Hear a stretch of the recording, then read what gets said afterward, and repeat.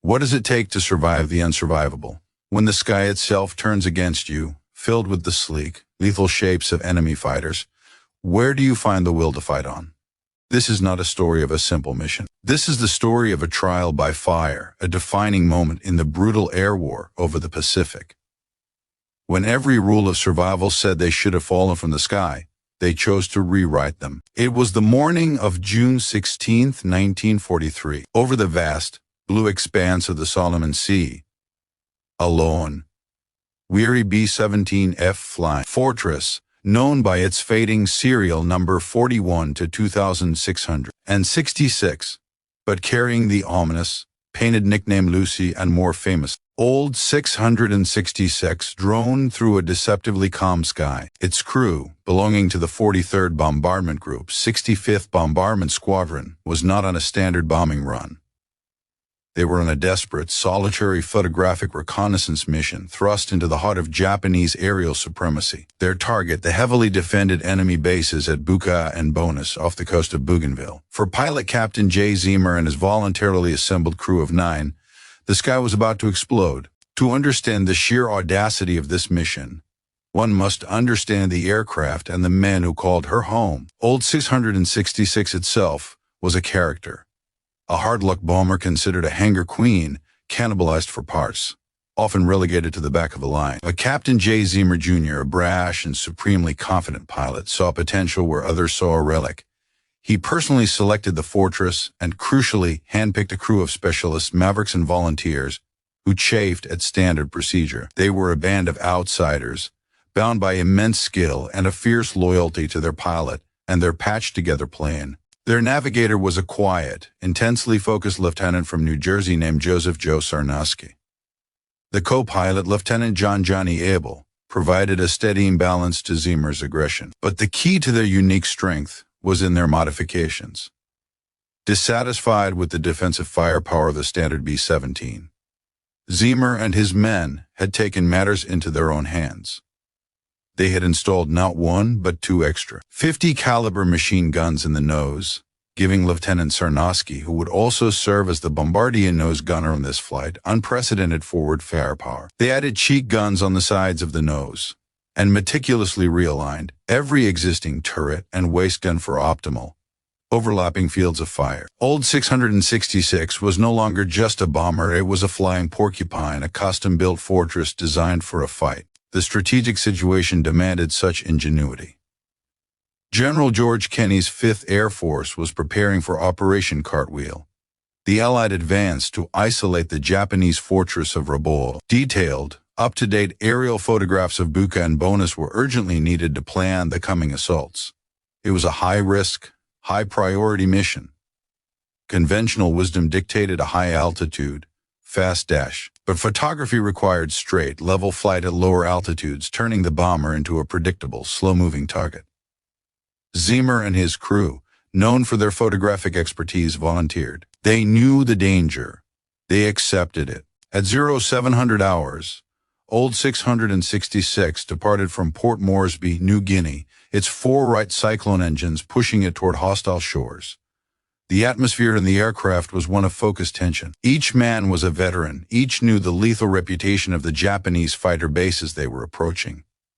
The air over the Solomons was a graveyard for American aircraft. As they crossed the coastline of Bougainville, the crystal-clear visibility that was perfect for their cameras also meant they were utterly exposed against the endless blue. Ziemer took the fortress down to 25,000 feet for the first photo run over Buka. The camera in the bomber's belly began its methodical clicking pass. Below, the intricate latticework of the Japanese airfield and its defensive positions lay sprawled out. Anti-aircraft guns, known as flak, remained silent. The fighter strips seemed dormant. It was an eerie calm. The crew completed their run over Buka and turned northwest toward the secondary target at Bonus, just 10 miles away. The mission was proceeding with textbook precision, but little did they know the seeming quiet was a facade. Japanese spotters had tracked their lone contrail from the moment they crossed the coast. Radio alerts had crackled across the region. The Empire's aerial defenders were scrambling. At 1,150 hours, As old 666 steadied for its photographic run over bonus, the first distant specks appeared in the sky. Not just one or two, but a swarm. From the high cover position in the top turret, Sergeant William Bilvaughn's voice crackled over the interphone. Calm but urgent, fighters. 9 o'clock high. Many of them. Zimmer and his crew squinted into the sun. What they saw turned their blood cold. Not a casual patrol, but a coordinated attack force. A formation of 17, a mix of agile, legendary Mitsubishi A6N0s and the heavier, faster Kawasaki Ki-61 Tonys was diving toward them. The math was horrific, one bomber against 17 of the most maneuverable fighters in the world. The trap had been sprung. Zimmer immediately aborted the photo run. Pilot to crew. Prepare for attack. Fighters at 9 o'clock. Here they come. He pushed the throttles to the firewall, seeking every ounce of speed from the straining fortress. The bomber shuddered, beginning a shallow dive to build velocity. The gunners swung their .50 calibers toward the approaching tide of enemy aircraft, their hands tightening on the spade grips. The serene sky transformed in an instant into a killing ground. The Japanese fighters, exhibiting perfect discipline, split into elements. The first wave, a group of Zeros, came head-on, their wings flashing with the light of their 7.7mm machine guns and 20mm cannons. In the nose, Joe Sarnowski, peering through his oversized Norden bomb sight turned gun sight, waited. He knew the doctrine: let them come, hold fire until they were in range. The distance closed, 800 yards, 800, 600. The lead Zero's cowling seemed to fill the entire world. Then, Sarnowski opened up with his twin .50 seconds. The deafening roar of the heavy machine guns shattered the cockpit's roar. Tracers lanced out, meeting the incoming Japanese fighter head-on. The Zero's engine coughed black smoke, and it veered off, critically damaged. But for every fighter driven off, 2 more took its place. The Zeros and Tonys began a ferocious, swirling attack from every quadrant. They came in from the sides, from above and below, their cannon shells ripping through the thin aluminum skin of the B-17 with terrifying sounds: thump, thump, thump, crack. The air inside the plane filled with the acrid stench of cordite, the scream of torn metal, and the rush of freezing wind through gaping holes. For 5 relentless minutes, the crew fought a defensive battle, their interphone a chaotic symphony of calls. Fighter at 3 o'clock low. He's on my tail, I can't get him. Bombs away from the camera bay, we got the photos. The gunners: Vaughn in the top turret, Forrest Dusty Dillman in the ball turret, Johnny J.T. Britton, and George Bud Eisel in the waist fired, until the barrels of their guns glowed cherry red. They claimed hits, saw fighters spin away, but the swarm seemed endless. Old 666 was taking devastating punishment. Hydraulic lines were severed, the oxygen system was shot out, and control cables hung by threads. Yet, the engines still ran, and the guns still answered. At 1,155 hours, the crisis escalated. A fresh wave of fighters arrived. The initial force of 17 was now reinforced. The total number of enemy aircraft that would engage Old 666 that day would reach an almost inconceivable 15 to 20. In a continuous overlapping assault, the bomber was alone in a sky teeming with sharks. The battle descended into a nightmare of sheer endurance. Cannon shells exploded in the cockpit, shredding the instrument panel. Shrapnel ripped into Zimmer's legs and side. He grunted in pain, his flight suit growing slick with blood, but his hands remained locked on the control yoke, his voice steady on the interphone. A 20mm shell detonated in the nose with cataclysmic force. In the shattered nose compartment, Joe Sarnowski was hurled backward by the blast. His body was riddled with shrapnel, his midsection torn open. The force of the explosion should have killed him instantly.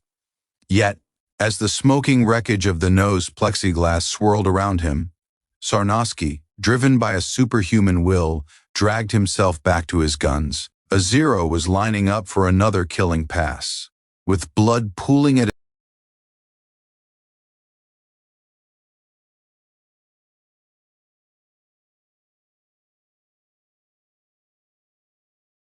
Only then did Joseph Sarnowski collapse, mortally wounded over his guns. The co-pilot, Johnny Abel, took shrapnel in his thigh but continued to assist Zemer, managing what was left of the shattered throttles and flaps. In the radio room, a fire erupted. Sergeant Pudge Pugh beat out the flames with his bare hands, his skin blistering, while continuing to try and send a distress signal. The ball turret, with Dusty Dillman inside, was jammed by a cannon hit. He was trapped, a helpless observer in a glass sphere as tracers flashed past his face. In the wastes, Britton and Eisel were wounded by shell fragments but never stopped firing, their compartment open to the sky, spent shell casings piling up around their ankles amid the frigid 200-mile-per-hour slipstream. Old 676 was dying. Its fuselage was a sieve. Fuel streamed from perforated tanks. The No. 3 engine was on fire, then miraculously the flames were blown out by the wind, only for it to be hit again and lose power. The aircraft was losing altitude, descending through 18,000 feet, then 15,000. It was becoming a slower, even more tempting target. The Japanese fighters, sensing the kill, pressed their attacks with renewed fury. For the crew, bleeding, freezing, and oxygen-starved, the world narrowed to the next gun sight picture, the next shouted warning, the next impact that shook their disintegrating metal world. The mathematical certainty of their fate was closing in. They had fought brilliantly, but they were one bomber against an air armada. Survival seemed not just improbable, but impossible. In the blood-smeared cockpit, Jay Zemer faced a command decision that defied all logic. They were critically damaged, hundreds of miles from home, with a swarm of fighters still savaging them. The instinct, the doctrine, was to jettison everything to lighten the aircraft and try to evade. But Zemer, in a moment of tactical genius born of desperation, realized that passive defense was death. They had to attack. His voice, weakened by blood loss but ironclad in resolve, came over the interphone. "We're not running. We're taking the fight to them. Gunners, pick your targets. We're going in." With what control he had left, Zemer did the unthinkable. He turned the massive, shuddering, wounded B-17 toward the main fighter base at Buka. It was a bluff of epic proportions, a move so aggressive it momentarily stunned their attackers. As he turned, he also descended further, dropping to an altitude that put them in range of every light and heavy anti-aircraft gun on the ground.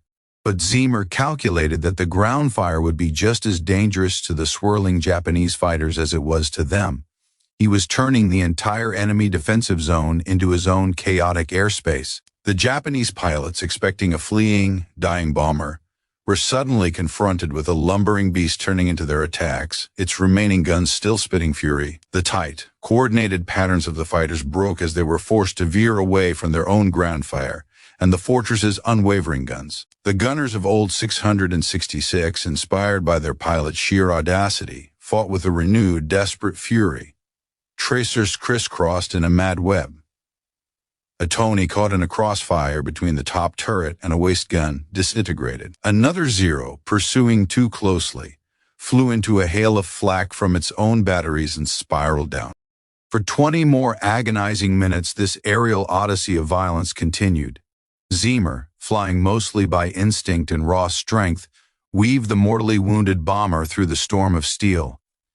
He used cloud patches when he could find them, but mostly he relied on presenting a constant, unpredictable, and aggressive target. The Japanese, having lost several of their number to this stubborn, bleeding fortress and facing the disorienting threat of their own flak, began to break off.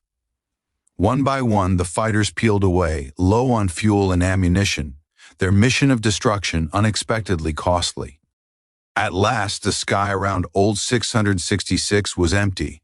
The deafening roar of guns and engines was replaced by a ghostly, whistling silence, pierced only by the moan of wind through 1,000 holes. They were alone, but their trial was far from over. They were over 400 miles from home, in a plane that was barely flying.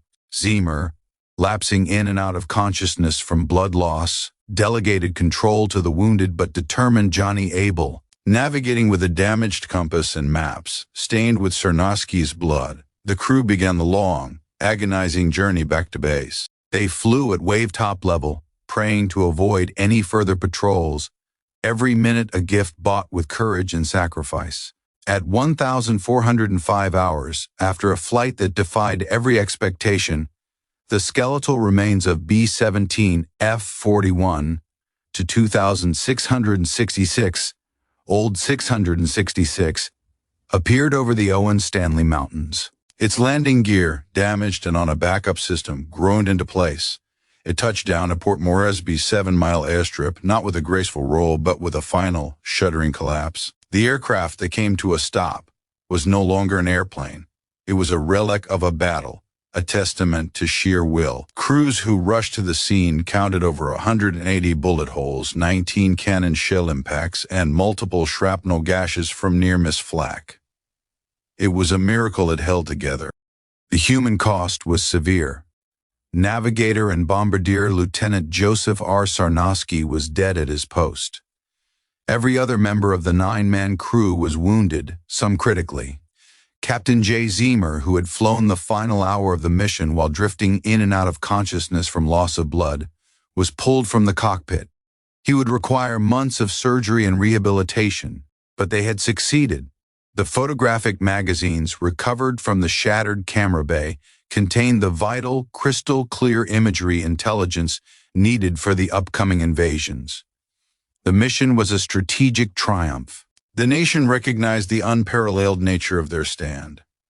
For an act of conspicuous gallantry and intrepidity above and beyond the call of duty, Captain J. Zemer Jr. and Lieutenant Joseph R. Sarnosky posthumously were awarded the Medal of Honor. It remains one of the only times in history where two members of the same aircrew received the nation's highest award for the same action. The other 7 crew members each received the Distinguished Service Cross, America's second highest award for valor. It was one of the most decorated single missions in American aerial history. Old 666 never flew again. It was stripped for parts, its story etched not in its metal but in the annals of courage. The crew's 45-minute battle against between 15 and 20 enemy fighters became a legend, a benchmark for bomber crew tenacity and defensive gunnery. They proved that even against impossible odds, the combination of skilled preparation, unwavering teamwork, and fearless, aggressive leadership could snatch victory from the jaws of annihilation. The crew of Old 666 faced a sky turned against them, and, through skill, sacrifice, and an unbreakable will to complete their mission, they forged a legend of aerial survival. Their story stands as a towering example of valor in the face of certain destruction. This was just one of countless untold stories from the Second World War. Subscribe to World War II Records as we continue to bring these forgotten chapters of history back to life.